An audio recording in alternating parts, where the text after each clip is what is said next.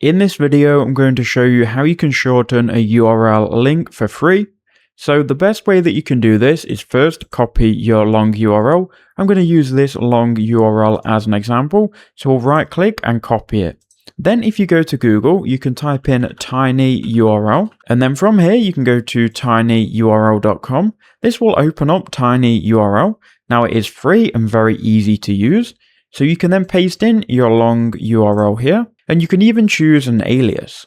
So this is about Microsoft audio drivers. So let's say I want to put here tinyurl.com/audio driver tutorial. We can then click shorten link, and as long as this alias is available, it will shorten. You can then copy this link.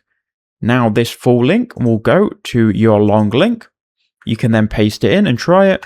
And there you go, it now goes to your link that you pasted in.